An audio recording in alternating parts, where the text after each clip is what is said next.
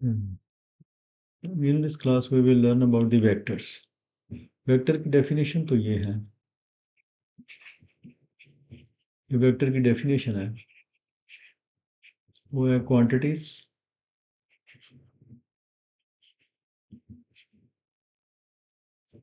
having magnitude as well as direction.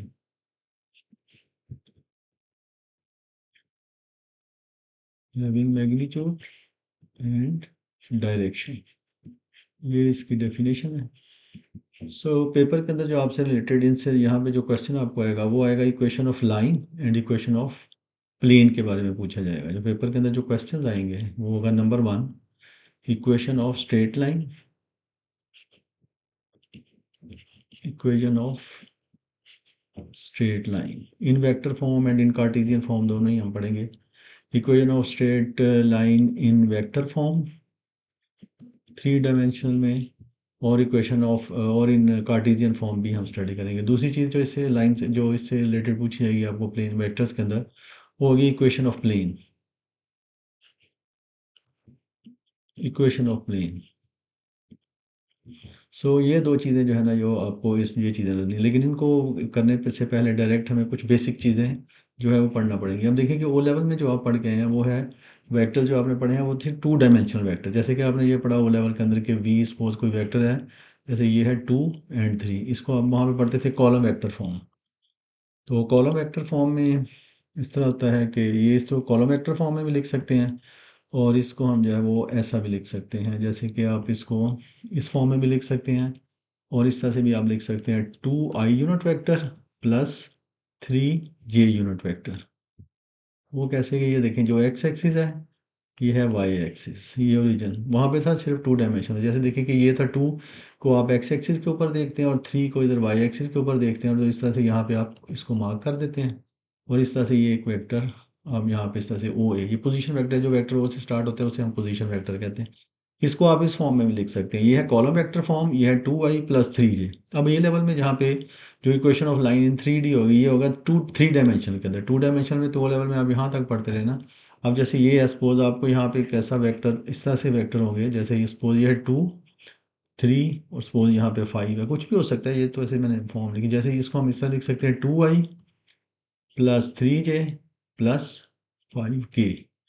जो जो long X axis होगा उसके साथ आई यूनिट वेक्टर, इसकी जो रेशो होगी ये 2 रेशो, जैसे ये देखें ना ये है इसके अंदर 2 3, इसकी 2 रेशो लॉन्ग एक्स एक्सिस है, इसके साथ लगाया हुआ है I unit vector. Y axis के लॉन्ग होता है ये यूनिट वेक्टर, यूनिट मीन इसकी मैग्नीट्यूड 1 होती है, but these vector are use to mention the direction of the ratio. उस वेक्टर की इतनी रेशो लॉन्ग आई से पता चलता है देख के कि इतनी 2 रेशो इस वेक्टर की लॉन्ग एक्स एक्सिस है, और जे से पता चलता है कि 3 रेशो इसकी अलॉन्ग वाई एक्सिस है। अब देखिए मैंने वी को लिखा है इस तरह से 2 3 एंड 5, अगर वो तो कुछ भी नंबर आपको दे सकते हैं, जैसे इस तरह से देखेंगे ये, इसको हम इस तरह से भी लिख सकते हैं, ये है इसकी कॉलम वेक्टर फॉर्म, ये है इसकी कॉलम वेक्टर फॉर्म। इस तरह भी लिख सकते हैं, इस तरह भी लिख सकते हैं। इसका मतलब जैसे ये है कि जैसे ये हमारे पास है एक्स एक्सिस, वाई एक्सिस, और ये है जेड एक्सिस, ये ओरिजिन हो गया। एक्स एक्सिस के लॉन्ग जो यूनिट वेक्टर होगा वो आई यूनिट वेक्टर, जो लॉन्ग वाई एक्सिस होगा वो जे यूनिट वेक्टर, जो लॉन्ग जेड एक्सिस होगा वो के यूनिट वेक्टर। जो यूनिट वेक्टर होते हैं उनके ऊपर ये कैप लगाई गई है, ये कैप जिस वेक्टर के ऊपर भी कैप होगा वो यूनिट वेक्टर होगा, but these are the standard unit vector. इनको देख के पता चल जाता है कि जैसे इस वेक्टर की 2 रेशो लॉन्ग एक्स एक्सिस है, 3 रेशो लॉन्ग वाई एक्सिस है, 5 रेशो इसकी लॉन्ग जेड एक्सिस है। ये जो है ना आप इस तरह से अब आप देखेंगे, हम यहाँ पे इसको एक और भी चीज़ यहाँ पे मेंशन कर लिख लेते हैं कि ये standard unit vector, standard unit vector, standard unit vector है। यूनिट वेक्टर तो और भी मैं भी बताऊंगा आपको कि वो हो सकते हैं। ऐसे देखें कि ये आई unit vector, J unit vector and के यूनिट वेक्टर, ये स्टैंडर्ड यूनिट वेक्टर है। यानी कि लॉन्ग एक्स एक्सिस जो किसी भी लॉन्ग एक्स एक्सिस किसी की मेंशन करने के लिए उसके साथ I unit vector, long Y axis जो है वो J unit vector, long Z axis जो है वो के यूनिट वेक्टर जो है वो हम यहाँ पे लगाएंगे। जैसे जैसे इसमें आपने देखा कि 2i plus 3j plus 5k, यानी कि आई को देख के पता चलता है कि इस वेक्टर की इतनी रेशियो। असल में ये 3D वेक्टर है, और ये जो पेज जिसके ऊपर मैं प्लेन बोर्ड पे मैं लिख रहा हूँ ये 2 डायमेंशनल है। असल में ये जो z है ना ये इस प्लेन से बाहर निकलता हुआ होना चाहिए ऐसे, लेकिन वो मजबूरन अब इसको हमने यहाँ पे इस तरह से बनाना पड़ रहा है कि प्लेन के ऊपर ही आ रहा है, ये प्लेन से ऐसे बाहर निकलता हुआ, ये तीनों एक दूसरे के साथ 90 डिग्री का एंगल बनाते हैं। तीनों एक्सिस जो एक दूसरे के साथ 90 डिग्री का, आप हमारी पूरी लाइफ 3 डायमेंशनल है। आप घर का कोई भी कोना देखेंगे उसमें से आपको 3 लाइनें निकलती नजर आएंगी, X axis, Y axis and Z axis. वो अगर फर्दर हम इसकी डिटेल में जाएं कि X axis and Y axis किस तरह लिए जाते हैं, तो X axis and Y axis तरह से इफ राइट हैंड रूल से, अगर we will curl our finger from X to Y, the thumb will indicate towards Z axis. तो इस तरह से ये ना इसके जो है स्टैंडर्ड यूनिट वेक्टर है। इसके बाद देखिए ये बेसिक डेफिनेशन है, बेसिक चीज़ें हमें ना पता होनी चाहिए। इसके बाद आप देखेंगे कोई पोजीशन वेक्टर है। पोजीशन वेक्टर क्या होता है? पोजीशन वेक्टर,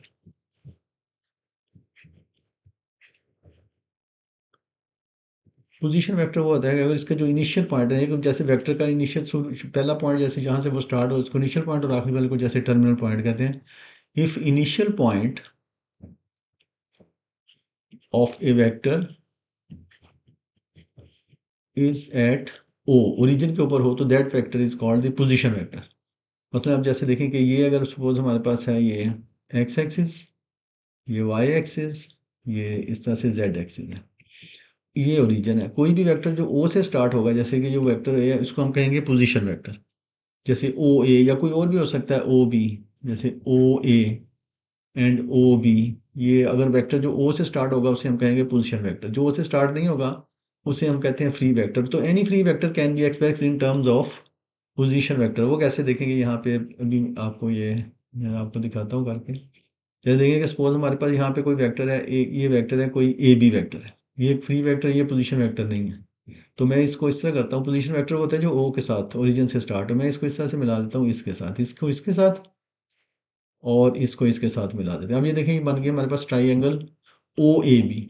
अब इन ट्राइएंगल देखें, इन ट्राइएंगल ओ ए बी, इसमें रिजल्टेंट क्या है?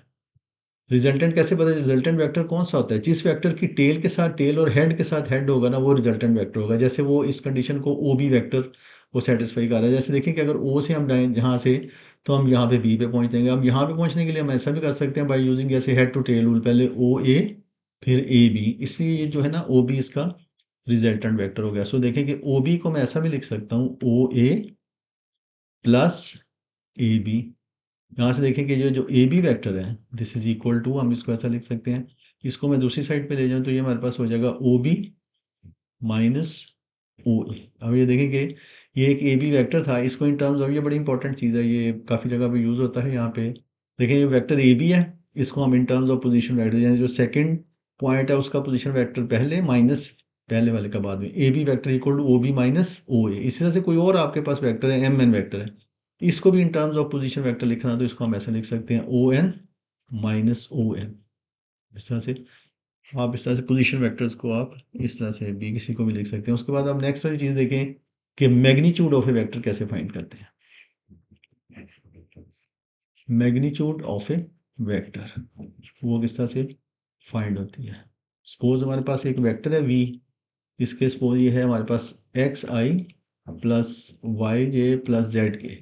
ये जो वेक्टर की फॉर्म है ना, इसे हम कहते हैं रेक्टेंगुलर कंपोनेंट फॉर्म, बिकॉज कि ये X axis Y axis Z axis, I J K से पता चलता है ये X axis Y axis Z axis, इतनी रेशो इसकी लॉन्ग एक्स एक्सिस है, इतनी रेशो लॉन्ग वाई एक्सिस है, और ये लॉन्ग जेड एक्सिस है। तीनों एक्सिस एक दूसरे के साथ 90 डिग्री के एंगल बनाते हैं, इसलिए हम इनको कहते हैं rectangular component form of a vector. तो अगर इसकी अपने मैग्नीट्यूड फाइंड करनी है तो वी, इसकी मैग्नीट्यूड हम इस तरह फाइंड कर देते हैं, अंडर रूट, फार्मूला ये इसका X square plus Y square plus Z square.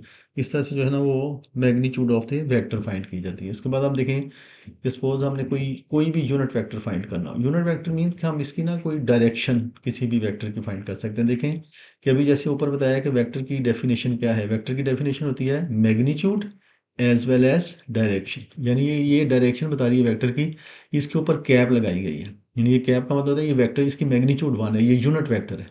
अब आगे जो अलजबरा को यूज़ करते हुए हम ये भी इस तरह से इसको इस तरह भी लिख सकते हैं ना, वी कैप इक्वल टू ये वेक्टर, मैं इस मैग्नीट्यूड को अगर इसके नीचे ले जाता हूँ, सो ये हमारे पास हो जाएगा ये, तो इससे ये हमारे पास देखें चीज़ आ गई कि अगर किसी वेक्टर को उसकी मैग्नीट्यूड पे डिवाइड कर दें तो हमारे पास यूनिट वेक्टर आ जाता है। तो यूनिट वेक्टर मीन कि इसकी मैग्नीट्यूड 1 होती है। मसलन देखें कि फॉर एग्जांपल में हमारे पास कोई वेक्टर है, सपोज वी एक वेक्टर है 2i -2j प्लस k। अगर हमने इसका यूनिट वेक्टर फाइंड करना हो तो इस वेक्टर को मैं अगर इसकी मैग्नीट्यूड पे डिवाइड कर दूंगा तो ये हमारे पास जो है वो यूनिट वेक्टर आ जाएगा। तो वो किस तरह से होगा देखें, ये वेक्टर था। अब मैं इसकी मैग्नीट्यूड फाइंड कर लेता हूँ। इसकी मैग्नीट्यूड हो जाएगी v is equal to under root, जैसे भी आपको ऊपर बताया, एक्स स्क्वेयर 2 का स्क्वेयर 4 -2 का स्क्वेयर बी 4 प्लस 1 का स्क्वेयर 1 हो जाएगा under root 9, this is equal to 3। So इस वेक्टर को अगर मैं इसकी ये वेक्टर आ गया, ये मैग्नीट्यूड आ गई, सो हमारे पास ये यूनिट वेक्टर है वो आ जाएगा इक्वल टू, इसको इसकी मैग्नीट्यूड पे डिवाइड कर दें 2/3i -2/3j प्लस 1/3। ये मैंने इस पूरे वेक्टर को 3 पे डिवाइड कर दिया इस तरह से। आपने चेक करना होगा ये हमारा आंसर ठीक है नहीं। इसकी मैग्नीट्यूड फाइंड करके देखें तो इसका आंसर 1 आना चाहिए। जब आप इसकी मैग्नीट्यूड फाइंड करेंगे तो ये अंडर रूट, जैसे ये 2/3 है, इसका स्क्वायर करेंगे तो 4/9, ये -2/3 इसका स्क्वायर करेंगे तो माइनस इसका स्क्वायर भी प्लस हो जाएगा 4/9 प्लस ये 1/9 अंडर रूट 9/9। सो ये 1 इसका आंसर आ गया। सो इट मीन्स कि ये हमने ठीक कैलकुलेट। ये एंगल भी बताता है, डायरेक्शन को साइंस भी, अगर हमने देखना होगा ना एक्स एक्सिस के साथ इसका क्या एंगल बन रहा है तो वो एक अदर डिस्कशन है। कॉस अल्फा को 2/3 का इक्वल रखते हैं तो वो एंगल बता देगा उसका एक्स एक्सिस के साथ क्या है, लेकिन अभी हम उस डिटेल में नहीं जा रहे। उसके बाद नेक्स्ट आप देखेंगे पैरेलल वेक्टर। पैरेलल वेक्टर क्या होते हैं? Parallel vectors, two vectors are parallel. Suppose हमारे पास कोई टू वेक्टर है, two vectors suppose a and b are parallel, ये पैरेलल होंगे if one vector equal to the scalar multiple of the other vector. मतलब हम देखेंगे इसका मतलब ये है कि सपोज यहाँ पे कोई वेक्टर a है, दूसरा वेक्टर ये b है, ये सेम इसी डायरेक्शन में चल रहा है। अब देखेंगे अगर b इससे डबल होगा तो लैम्डा 1/2 हो जाएगा, ताकि ये उसको इक्वल कर दे। अगर ये डबल है इससे तो लैम्डा 1/2 हो जाएगा। अगर ये इससे 3 टाइम बड़ा है तो लैम्डा 1/3 हो जाएगा। और अगर आप देखेंगे ये इसकी डायरेक्शन दोनों की सेम होगी तो ये, अगर ये डबल है इससे तो पॉजिटिव 1/2 होगा। अगर ऐसे हो कि ये डायरेक्शन a इस तरफ है और b इस तरफ है, इससे डबल, तो फिर उस टाइम ये हो जाएगा a इज इक्वल टू, अगर ये डबल है तो ये -1/2 भी, ये लैम्डा फिर इसकी वैल्यू नेगेटिव, ये एंटी पैरेलल है, ये तो पैरेलल है ना, ये एंटी पैरेलल है। So a is equal to lambda b। तो ये जब when two vectors are parallel तो one vector equal to the scalar multiple of the other vector. उसके बाद आप देखें कि इसके अंदर इक्वल वेक्टर्स, इक्वल वेक्टर्स क्या होते हैं?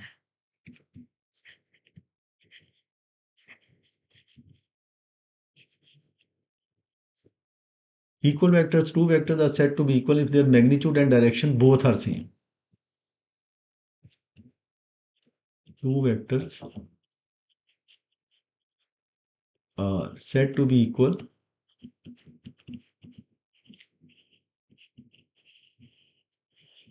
if their magnitude and directions both are same. Their magnitude and direction both are same. तो उसको हम कहेंगे कि ये इक्वल वेक्टर है। अच्छा जी, अब आप देखें कि असल में ना ये तो सारी चीज़ें हमने बेसिक जो है ना वो इसके अंदर पढ़ ली हैं। यहाँ पे ये तो देखनी थी, तो हमने हमने अब ये इसमें करना था ये। तो अब असल में आपको यहाँ पे सिखाया जाएगा कि मल्टीप्लिकेशन ऑफ वेक्टर। असल में मेन जो चीज़ आ गई ना वो मल्टीप्लिकेशन ऑफ वेक्टर्स है। तो देर आर टू वेज या to methods of multiplication of vectors के, टू मेथड्स हैं। ये बड़े इंपॉर्टेंट है, इसके बगैर हम देखें आगे ये काम नहीं चलेगा। तो इसके लिए आज जो है ना हमें यहाँ पे ये देखना है, there are two methods of the multiplication. वो लेवल में आप जो पढ़ गए ना वो आप इसकी एडिशन और सब्ट्रैक्शन वेक्टर्स की पढ़ गए हैं, जिसके लिए हम head to tail rule use करते हैं। अब यहाँ पे हमने सीखनी है multiplication of vectors. So there are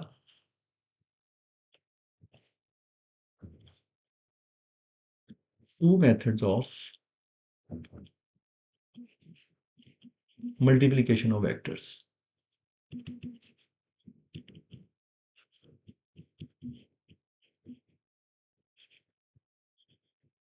इसके there are two methods of या two ways of multiplication of vectors. Number one ये है डॉट प्रोडक्ट,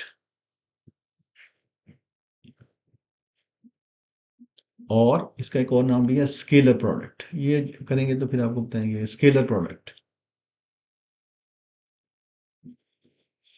और दूसरी जो है वो इसकी है क्रॉस प्रोडक्ट।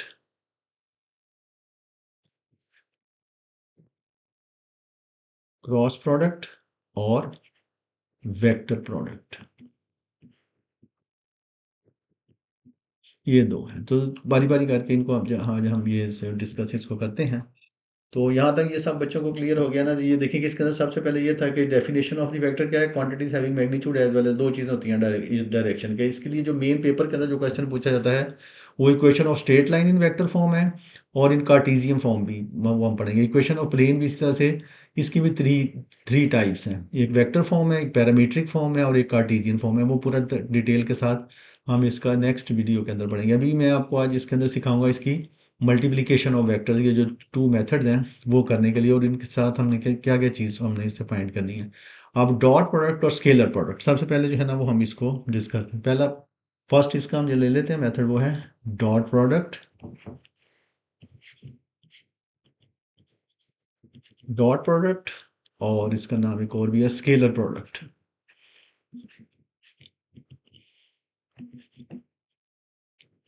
डॉट प्रोडक्ट और स्केलर प्रोडक्ट। अब देखिए सपोज यहाँ पे हमारे पास टू वेक्टर्स हैं, let vector a and suppose ये vector b, and let theta be the angle between these two vectors. So there a dot b is defined as a magnitude b magnitude into cos of the angle between a and b, cos theta आ गया। अब यहाँ से देखिए कि मैं बाकी आगे algebra use करते हुए मैं इसको ऐसे cos थीटा इक्वल टू मैं इस तरह भी लिख सकता हूँ, a dot b divided by a magnitude B magnitude. तो वेक्टर की मैग्नीट्यूड भी आपको क्या ऊपर मैंने फार्मूला बताया कि किस तरह कैलकुलेट करना है, under root x square plus y square plus z square, सब बी की मैग्नीट्यूड। अब ये बताना है कि ये डॉट प्रोडक्ट कैसे कैलकुलेट करना है when two vectors are given in rectangular components form. अब ये असल में ये फार्मूला है, देखेंगे ये हमें पेपर के अंदर जो है वो एग्जाम में थ्री टाइप्स के आ सकते हैं एंगल फाइंड करने, angle between two lines, angle between two planes, angle between line and plane. तो जब भी एंगल फाइंड करना है ना तो हमने ये डॉट प्रोडक्ट यूज करना है। इसलिए ये अब देखेंगे, अब ए मैग्नीट्यूड तो आगे फाइंड करनी है आपको। अब ये देखना है कि ए डॉट बी ये किस तरह कैलकुलेट करना। अब देखेंगे ये, अब आपको बताते हैं कि dot product of two vectors, dot product of two vectors in rectangular component form,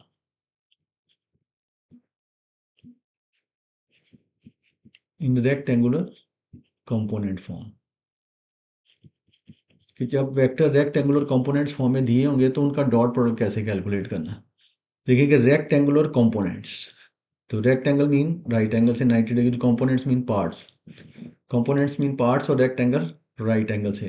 तो ये देखेंगे जब two vectors rectangle component form क्या होती है इसकी, वो कंपोनेंट जब टू वेक्टर्स दिए होते हैं वो कंपोनेंट, जैसे भी हमने ऊपर भी देखा था, ये आपने इसके अंदर हम ये देखिए जैसे ये 2i, ये -2j प्लस के, या जो ऊपर जो भी हम वेक्टर लिख रहे हैं ये रेक्टेंगुलर कंपोनेंट्स फॉर्म, ये जैसे xi plus yj plus Z के, ये 2i -2j, ये रेक्टेंगुलर कंपोनेंट, बिकॉज कि ये एक दूसरे के साथ 90 डिग्री के एंगल में आते हैं, इसलिए इनको रेक्टेंगुलर कंपोनेंट्स कहते हैं। मैं जनरल फॉर्म ले लेता हूँ, सपोज एक वेक्टर ए है, इसकी रेक्टेंगुलर कंपोनेंट्स फॉर्म सपोज ये है a1 i unit vector plus a2 j unit vector plus a3 k unit vector. उसके बाद यहाँ पे देखें कि एक बी वेक्टर है, सपोज वो है b1 i unit vector plus b2 j unit vector plus b3 k unit vector. अब इनका डॉट प्रोडक्ट कैसे कैलकुलेट करना है, देखें a डॉट b, जैसे a देखें a है, ये हमारे पास a1 i unit vector plus a2 j unit vector plus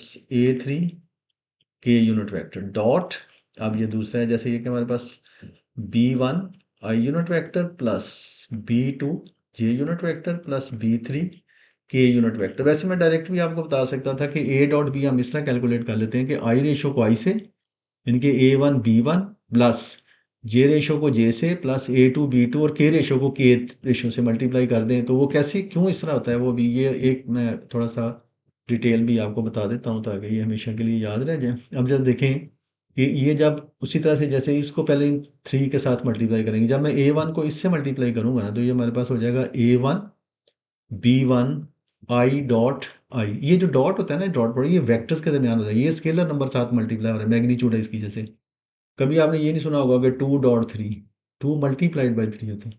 dot जो होता है ना ये वेक्टर्स के दरमियान, जैसे a1 b1 तो ये i डॉट i, प्लस जब मैं इसको इससे मल्टीप्लाई करूंगा ये हो जाएगा a1 b2 i dot j, plus जब मैं इसको इससे मल्टीप्लाई करूंगा तो ये हो जाएगा a1 b3 आई डॉट के, फिर इस तरह से जब मैं इसको इससे मल्टीप्लाई करूंगा, ये हो जाएगा A2 B1 J dot I, plus फिर जब मैं इसको इससे मल्टीप्लाई करूंगा, ये हो जाएगा A2 B2 जे डॉट जे, प्लस फिर उसको इससे मल्टीप्लाई करेंगे A2 B3 जे डॉट के, फिर अब इसको इससे सब मल्टीप्लाई करेंगे, प्लस ये हो जाएगा A3 B1 के डॉट आई, प्लस जब इसको इससे मल्टीप्लाई करेंगे A3 B2 के डॉट जे, प्लस एंड पे जाके A3 B3 के डॉट की। अब यहाँ से देखें कि आगे क्या होगा। ये जैसे देखें कि हमारे पास जो आई डॉट आई है, ये क्या है,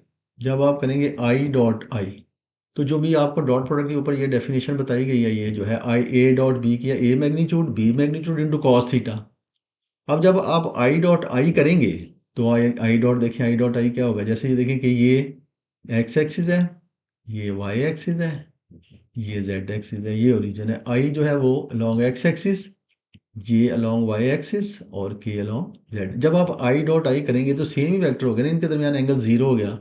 so according definition i magnitude and cos of the angle between these two vectors cos zero.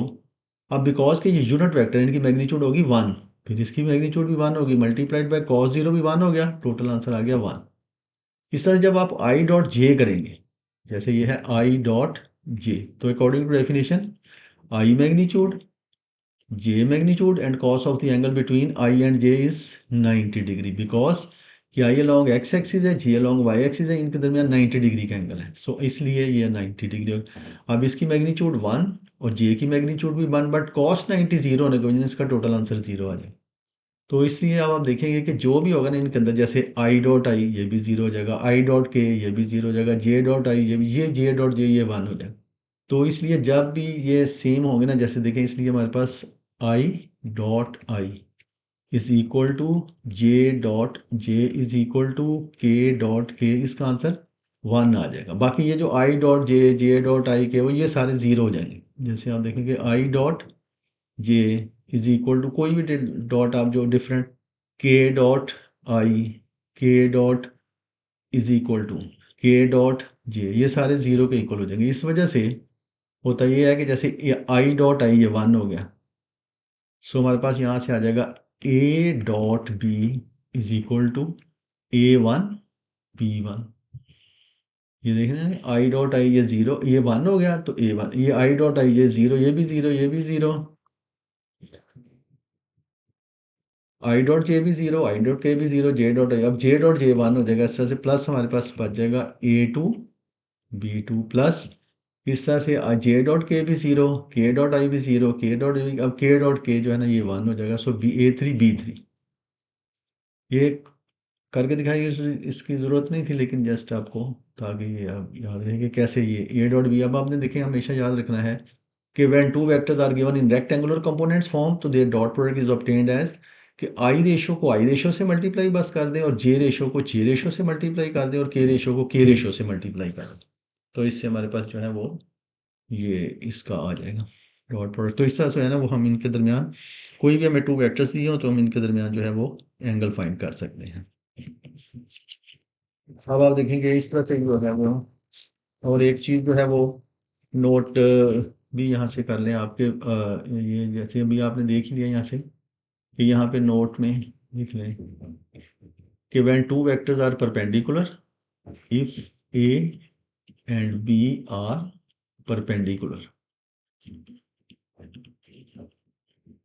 If a and b are perpendicular, मतलब जैसे कि वेक्टर ये ए है और ये वेक्टर है बी, इनके दरमियान 90 डिग्री का एंगल है। तो according definition A dot B equal to हमारे पास आ जाएगा A magnitude B magnitude into cos of the angle between A and B is 90 degree. इसकी जो मर्जी मैग्नीट्यूड आ जाए, कॉस 90 तो जीरो है ना, इसलिए A dot B equal to zero. So जब भी when two vectors are given perpendicular तो their dot product is zero. या आप किसी तरह ये शो कर दें कि इनका डॉट प्रोडक्ट जीरो है, तो इससे ये शो हो जाएगा कि these two vectors are perpendicular, इनके दरमियान 90 डिग्री का एंगल है। अब आप देखें कि इसकी कोई एक एग्जांपल आपको बता देते हैं। जैसे देखें फॉर एग्जांपल कि अगर कहा जाता है कि find the angle between find the angle between two vectors अगर कोई हमें दिए हो, सपोज ये वेक्टर है 2i माइनस 2j प्लस के, और एक बी वेक्टर है सपोज वो है हमारे पास 3i प्लस जे प्लस 5 के। ये टू वेक्टर्स हैं गिवन, इनके दरमियान एंगल फाइंड करना। तो जब भी आपने एंगल फाइंड करना है तो हमेशा ए डॉट प्रोडक्ट यूज करना है। तो डॉट प्रोडक्ट की डेफिनेशन के मुताबिक हमारे पास हो जाएगा a dot B equal to A magnitude B magnitude cos of the angle between A and b. तो इस तरह से हमारे पास यहाँ से आ जाएगा cos theta equal to A magnitude B magnitude divided by a magnitude, और ये बी मैग्नीट्यूड आ गई। तो अब आप ये देखेंगे कैलकुलेट तीनों चीज़ें कर लें, ए डॉट बी कैलकुलेट कर लें। ये देखें कि टू वेक्टर्स आर गिवन, ये रेक्टेंगुलर कंपोनेंट्स फॉर्म में दिए हुए, भी आपको बताया है कि रेक्टेंगुलर कंपोनेंट्स में फॉर्म में जब वेक्टर दिए हो तो इनका डॉट प्रोडक्ट कैसे यूज़ करना है, कैसे फाइंड करना है। वो इस तरह से आपने फाइंड करना है कि आई रेशो को आई से मल्टी, जैसे इसकी आई रेशो 2 है, इसकी आई रेशो 3 है, इसको मल्टीप्लाई कर दें, ये 6 हो गया। इसकी जे रेशो -2 है, इसकी +1 है, तो ये हमारे पास -2 हो जाएगा, प्लस इसकी के रेशो 5 है, इसकी के रेशो 1 है। 5 को 1 से मल्टीप्लाई कर दें, 5 आ गया, तो ये हमारे पास 11 में से 2 माइनस कर दें, ये 9 आ गया। अब देखिए ना, ये एक स्केलर क्वांटिटी, पहले ये वेक्टर थी, अब ये वेक्टर खत्म हो गया कि स्केलर क्वांटिटी आ गई। इसलिए आपको बताया, इसलिए ये तो देखें कि इसका नाम उन्होंने रखा हुआ है डॉट प्रोडक्ट और स्केलर प्रोडक्ट। डॉट प्रोडक्ट इसकी प्रेजेंटेशन की वजह से इसके दरमियान डॉट लगा हुआ है, और स्केलर प्रोडक्ट इसलिए कह रहे हैं कि इसके बाद जो नई क्वांटिटी आती है वो स्केलर क्वांटिटी होती है, वेक्टर्स खत्म हो जाते हैं, इसलिए इसको स्केलर प्रोडक्ट भी कहते हैं। डॉट प्रोडक्ट इसलिए इसकी प्रेजेंटेशन की वजह से, और स्केलर प्रोडक्ट देखेंगे जब इस तरह से मल्टीप्लाई किया गया है कि जो नई क्वांटिटी आती है वो स्केलर क्वांटिटी होती है, वेक्टर खत्म हो जाते हैं। तो अब आप देखिए, ये तो ए डॉट बी आ गया, इसकी जगह पे हम 9 लगा देंगे। उसके बाद आप ए की मैग्नीट्यूड फाइंड करें, ए की मैग्नीट्यूड आप जब इसकी फाइंड करेंगे तो ये हमारे पास हो जाएगा √4 + 4 + 1 इक्वल टू 3 आ गया। इस तरह से बी की मैग्नीट्यूड जब आप फाइंड करेंगे, √, ये हो जाएगा 9 + 1 + 5 की, ये 25 आ गया, ये 10, 9 + 1 10, ये 25, √35 आ गया। सो ये सारी वैल्यूज आप इसमें लगा दें। तो cos theta equal to a dot b हमने फाइंड किया 9, डिवाइडेड बाय ए मैग्नीट्यूड जो फाइंड किया वो है 3, मल्टीप्लाइड बाय नीचे बी की मैग्नीट्यूड जो है √35। इट इम्प्लाइज दैट कि cos थीटा इक्वल टू हमारे पास ये 3 से अगर आप इसको कैंसिल कर देते हैं, 3/√35। सो उसके बाद जो है वो आप इसमें इस तरह से करें। अब आप ये देखिए कि इसके अंदर ये आ गया, इट इम्प्लाइज दैट ये हमारे पास हो जाएगा theta equal to cos inverse of 3/√35। So theta equal to हमारे पास cos इनवर्स ऑफ ये थीटा 5 ये आ जाएगा, कैलकुलेटर से कैलकुलेट कर लें, ये 59.5 डिग्री, ये इसका आंसर आ गया। इन टू वेक्टर्स के इस तरह से हम एंगल फाइंड करना ये करेंगे इस तरह से। तो ये हो गया इस तरह से ये डॉट प्रोडक्ट और क्रॉस प्रोडक्ट। तो ये ठीक है इस तरह से ये सारे बच्चों। सो डॉट प्रोडक्ट और क्रॉस प्रोडक्ट, तो डॉट प्रोडक्ट की डेफिनेशन ये है कि ए dot B is equal to A magnitude B magnitude into cos theta, and by using algebra we can write it as cos theta equal to a dot b divided by a magnitude and b magnitude. इसका नाम है dot product और scalar product. Dot product इसलिए कहते हैं कि इसके दरमियान डॉट लगा हुआ है, स्केलर प्रोडक्ट इसलिए कहते हैं कि इस तरह की ये मल्टीप्लिकेशन के इसके बाद जो नई क्वांटिटी आती है वो एक स्केलर क्वांटिटी होती है, वेक्टर्स खत्म हो जाते हैं। जैसे कि अभी आपने यहाँ पे देखा कि ये स्केलर क्वांटिटी वेक्टर खत्म हो गया, ये जैसे आई डॉट आई 1 हो गया, आई डॉट जे 0 हो गया। ये इस तरह से बस पीछे से जब आपने दोनों को when two vectors are given in rectangular components form, तो हमने इसको इस तरह से किया है जैसे कि आई रेशो को आई रेशो से मल्टीप्लाई, जे को जे से, के को के से, इन रेशोज को मल्टीप्लाई करके जब ऐड करते हैं स्केलर क्वांटिटी हमारे पास आ जाती है, इसलिए इसका नाम स्केलर प्रोडक्ट भी है। तो ने एक और भी चीज़ यहाँ से नोट कर लीजिए, a and b are perpendicular, तो जब ए एंड बी परपेंडिकुलर होंगे तो उनका डॉट प्रोडक्ट 0 होगा। तो ये एक एग्जांपल है कि एंगल फाइंड करने के लिए suppose these two vectors are given, तो उनके दरमियान एंगल हमने इस तरह फाइंड करना है वो फिर अब देखिए इसका जो सेकंड है वो है इसका क्रॉस प्रोडक्ट, क्रॉस प्रोडक्ट और वेक्टर प्रोडक्ट। इसलिए इसका नाम है क्रॉस, इसके दरमियान क्रॉस लगा होगा और इसके बाद जो नई क्वांटिटी आएगी वो वेक्टर क्वांटिटी होगी। वो कैसे, वो भी आपको बताते हैं। जैसे देखेंगे ये क्रॉस प्रोडक्ट, इसलिए देखेंगे सपोज यहाँ पे टू वेक्टर्स हैं हमारे पास, ये वेक्टर ए है, सपोज ये वेक्टर हमारे पास बी है, let theta be the angle between these two vectors. तो क्रॉस प्रोडक्ट कहते हैं जैसे ए क्रॉस बी, वो था ए डॉट बी, जैसे आपने डॉट प्रोडक्ट में देखा ना यहाँ पे कि ए dot B is equal to A magnitude B magnitude into cos theta, ये है ए क्रॉस बी ये है A magnitude B magnitude into sine theta, हो जाएगा A magnitude B magnitude into sine theta. अच्छा देखिए कि ये किस तरह की मल्टीप्लिकेशन है कि जब हम इन दोनों को क्रॉस प्रोडक्ट करेंगे ना तो हमें पता होगा कि इसलिए इसको वेक्टर के इसकी डायरेक्शन किधर होगी। ये एक ऐसा वेक्टर हमारे पास आएगा जो इन दोनों के ऊपर परपेंडिकुलर इन दोनों के साथ 90 डिग्री का एंगल बनाएगा, ए क्रॉस बी उसे हम कहें, यानी कि वो इसके साथ भी 90 डिग्री का एंगल बनाएगा, इसके साथ भी 90 डिग्री का एंगल बनाएगा। वो क्योंकि वो वेक्टर क्वांटिटी है तो वेक्टर की डेफिनेशन ये है कि मैग्नीट्यूड एज वेल एज, ये तो मैग्नीट्यूड आ गई, अब इसकी डायरेक्शन के लिए ये इसके साथ एन यूनिट वेक्टर कैप लगाया, इसकी मैग्नीट्यूड 1 है, यूनिट वेक्टर है, एन इसलिए लगाया गया है कि ये इसके ऊपर परपेंडिकुलर है। तो मैथमेटिक्स के अंदर नॉर्मल का मतलब होता है ऐसा, नॉर्मल का मतलब है परपेंडिकुलर, तो इसलिए इसका एन यूनिट वेक्टर परपेंडिकुलर का जो है नॉर्मल का वो हमने यूनिट वेक्टर लेना है, वो इसके साथ ये उसकी मैग्नीट्यूड होगी, ए क्रॉस बी की A magnitude B magnitude sine theta into N unit vector, ये हो गया magnitude as well as direction. ये चीज इस तरह से जो है वो आपने याद रखनी है। अब देखेंगे इसके अंदर, अब आपको बताते हैं कि इसमें भी इसी तरह से हमने फाइंड करना है cross product of two vectors when two vectors are given in rectangular component form। यहाँ पे हम देख लेते हैं, यहाँ देखें कि cross product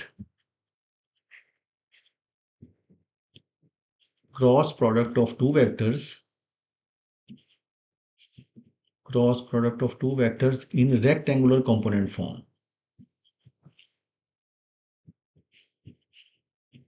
in rectangular component form। अच्छा जी, तो when two vectors are given in rectangular component form तो फिर हमने इनका क्रॉस प्रोडक्ट कैसे कैलकुलेट करना है। सपोज यहाँ पे हमारे पास वेक्टर है ए, ये इसकी रेक्टेंगुलर कंपोनेंट है, फॉर्म है A one I unit vector plus A two J unit vector plus A three के यूनिट वेक्टर।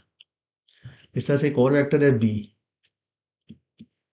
उसकी ये रेक्टेंगल बी वन आई unit vector plus b two जे unit vector plus b three के unit vector. अब इनका cross product देखिए कैसे calculate करना है। इसको इस तरह कैलकुलेट करते हैं, A cross B this is equal to, ये डिटर्मिनेंट आपने यहाँ पे लगाना है, इधर आपने लिख देना है आई जे एंड के, इसको इस तरह से क्लोज कर दें यहाँ से। अब आप देखेंगे पहले वेक्टर ए लिखा है तो पहले उसकी डायरेक्शन रेशियो लिखी जाएगी, इसकी डायरेक्शन रेशियो है आई वाली के नीचे, जे वाली जे वाले के नीचे, के वाले के नीचे। इस तरह ये वेक्टर बी है, नेक्स्ट नेक्स्ट सेकंड नंबर पे बी लिखा हुआ है तो इसकी डायरेक्शन रेशियो आई वाली के नीचे, जे वाली के नीचे और के वाली के नीचे। अब आपने देखना है कि इसको हमने एक्सपेंड कैसे करना है। तो ये हम इस तरह से इसको एक्सपेंड करेंगे कि आ जाएगा हमारे पास ए क्रॉस बी, या इसे हम परपेंडिकुलर भी कह सकते हैं, नॉर्मल वेक्टर। ये पहला एलिमेंट लिख लिया, ये जो है ना आई वाला, ये पहला एलिमेंट लिख लिया, जिस कॉलम, जैसे देखेंगे ये इस कॉलम और इस रो में आ रहा है, इसको छोड़ दें और बाकी जैसे देखेंगे ओ लेवल वगैरह में ये आप देखें टू क्रॉस टू का, जैसे सपोज हमारे पास लिखा हो टू थ्री, यहाँ पे वो फोर एंड सेवन, इस डिटर्मिनेंट को कैसे एक्सपेंड करते हैं, इसको कहते हैं product of first diagonal minus second, फिर 7 टू द 14 माइनस 12 ऐसे कर देते हैं। तो 12 माइनस ये 14 माइनस 12 करेंगे, टू आगे देखेंगे, this multi product of first diagonal minus second diagonal, इसका जो है ना इस तरह से, ये 7 टू द 14 माइनस 4 3 द 12, ये टू। इसमें ये तो था ना टू क्रॉस टू का, ये है थ्री क्रॉस थ्री का। थ्री क्रॉस थ्री का मतलब है three rows and three column, ये इसका ऑर्डर होता है, आर सी ऑर्डर होता है इसका, आर सी। तो आर जो है वो इसके अंदर थ्री रोज है और थ्री ही कॉलम है, इसलिए इसका ऑर्डर है थ्री क्रॉस थ्री। इसके अंदर टू रोज है टू कॉलम है, इसलिए इसका ऑर्डर है टू क्रॉस टू। इसको हमेशा इसका ऑर्डर है थ्री क्रॉस थ्री।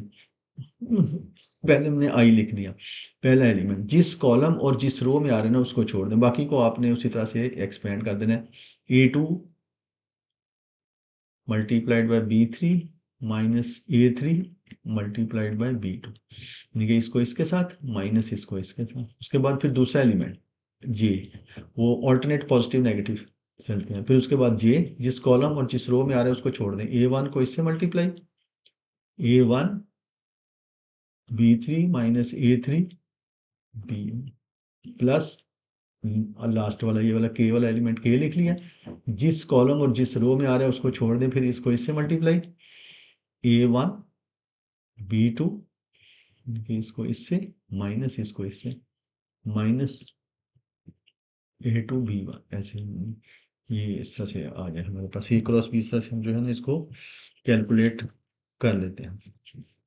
अब ये देखें कि अब इसके आप दिखाते हैं क्वेश्चन में, मगर आपसे कहा जाए कि टू वेक्टर दिए जाते हैं, जैसे कोई क्वेश्चन है, सपोज वो कहते हैं कि ये है वेक्टर ए, ये कॉलम वेक्टर की फॉर्म में सपोज लिया, और 2 -1 एंड 2, और एक है वेक्टर कोई और है बी, सपोज इसके कोऑर्डिनेट्स हैं 1 3 एंड 5, और कहा जाए कि फाइंड ए क्रॉस बी। अब देखें कि वो ए क्रॉस बी फाइंड करके, तो जैसे भी आपको आता है हम चेक भी करेंगे, ये जो हम ए क्रॉस बी फाइंड करेंगे वो ए के साथ भी 90 डिग्री पे एंगल पे होना चाहिए और बी के साथ भी। तो हमें कैसे पता चलेगा? अगर हम इसके साथ उसका डॉट लेंगे तो उसका आंसर 0 आना चाहिए। अब देखें कि ए क्रॉस बी फाइंड करते हैं। ए क्रॉस बी कैसे फाइंड करना है? A cross B this is equal to, अब आप जैसे इसको लिखेंगे ए क्रॉस बी को, ये होगी इसकी आई रेशो, आई जे एंड के। पहला वेक्टर ए है तो इसके आप लिख लें डायरेक्शन रेशो। तो इसके डायरेक्शन रेशियोज हैं,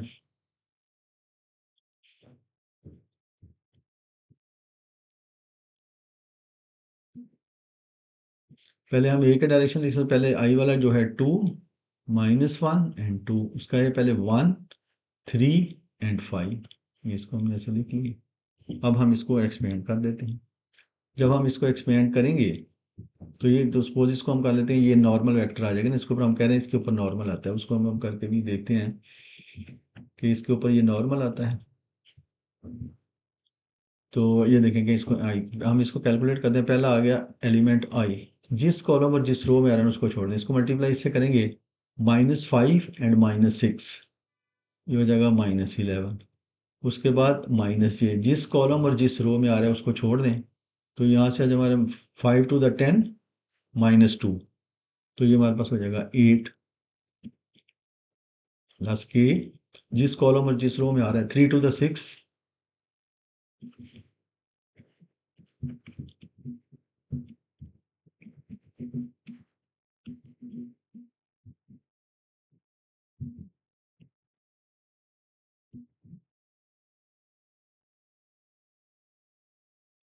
हाँ जी। अब आप देखें n इज इक्वल टू हमारे पास आ गया -11 आई -8j प्लस 7k, ये नॉर्म, ये आगे इसको अगर हमने चेक करना होगा कि हमारा आंसर ठीक है या नहीं है, तो हमने कहा था कि ये ए क्रॉस, ये जैसे सपोज कि ये वेक्टर ए है, ये वेक्टर ए है जो कि उन्होंने हमें दिया हुआ है 2i -j प्लस 2k, इसको ऐसे भी लिख सकते हैं। और ये वेक्टर बी है, ये वेक्टर बी है, सपोज ये है जैसे उन्होंने दिया हुआ हमें i +3j +5k। अब हम कहते हैं कि हमने जब ए क्रॉस बी फाइंड करते हैं कि ऐसा वेक्टर आता है जो इन दोनों के साथ 90 डिग्री का एंगल बनाता है। अब अगर इसके साथ 90 डिग्री का एंगल बनाता है तो उसका डॉट ए के साथ लेने से भी आंसर 0 आना चाहिए और बी के साथ भी लेने से 0 आना चाहिए, वो हम चेक करते हैं। अब जैसे देखें कि वेक्टर ए जो है ना वो है 2 -1 एंड 2। अब मैं देखिए फाइंड करता हूँ ए डॉट एन क्या आता है। ए डॉट एन, ए जो वेक्टर है ना वो हमारे पास है 2i -j +2k, ये देखिए मैंने जैसे डॉट जो है वो ये है -11i -8j +7k। सो ये अब देखें कि इसको जब हम कह लो टू आई रे, जब ये देखें डॉट प्रोडक्ट फाइंड करना है ना, तो रेक्टेंगुलर कंपोनेंट्स का आई रेशो को आई से मल्टीप्लाई करना है।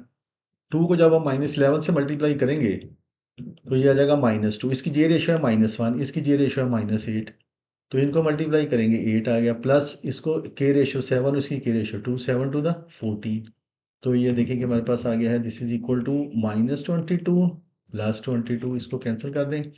सो A dot N equal to 0 हो गया। इसका मतलब है कि ए और एन जो है परपेंडिकुलर है। This shows that a and n are perpendicular, perpendicular. Similarly जब आप ये करेंगे इनका बी डॉट एन, तो तब भी इक्वल टू 0 है। यहाँ से ये जो है हमें पता चल जाएगा कि जब हमने ए क्रॉस बी, ये जैसे आपको बताया गया है कि ये देखिए क्रॉस प्रोडक्ट, एक दो फिर देख लें क्रॉस प्रोडक्ट और वेक्टर प्रोडक्ट, ये इसकी जगह उसकी थी डॉट प्रोडक्ट, उसके दरमियान था A dot B equal to A magnitude B magnitude into cos theta.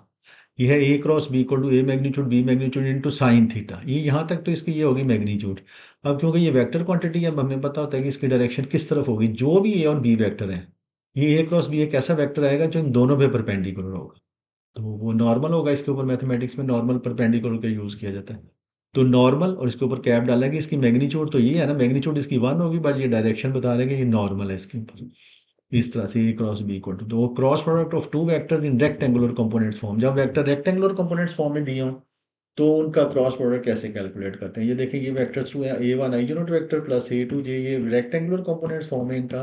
किस तरह से determinant A cross B equal to I J and K लिख के, इसके डायरेक्शन रेशियोज, पहले ए वेक्टर लिखा हमने उसके direction ratios a one a two a three, फिर बी लिखा हुआ है उसके डायरेक्शन, फिर उसको एक्सपेंड कर दिया।